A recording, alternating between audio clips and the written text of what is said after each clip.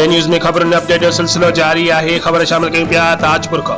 UC Tajpur में अवामी अहम कम न थियण ते देह सूमरा देह केटी देह ताजपुर में समाजी वर्करनि UC Tajpur action committee chairman Nawab Ghulam Rasool लिगारी के दरखास्तूं पेश कयूं, जिनमें drainage, school building, school furniture, hostel, road, पुल ऐं ॿियनि मसइलनि जूं दरखास्तूं पिणु शामिल हुई, जंहिंमें ॻोठ जाम शमोजे प्राइमरी स्कूल जी दरखास्त पिणु शामिल हुई।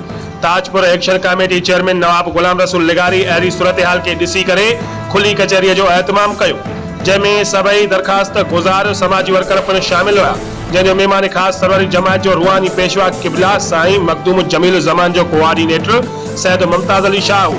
जॾहिं त अवाम पंहिंजा ॾुख सूर ॿुधाईंदे दरखास्तूं जमा करायूं, जंहिं ते Syed Mumtaz Shah action committee chairman Nawab Ghulam Rasool लिगारीअ खे ऐं दरखास्त गुज़ारनि खे यकीन ॾियारायो त इंशाअल्लाह तव्हांजा जाइज़ मसइला जल्दी हल करण जी कोशिश कंदासीं। रिपोर्ट करे रहियो आहे फैज़ जमाली, बे न्यूज़ ताजपुर।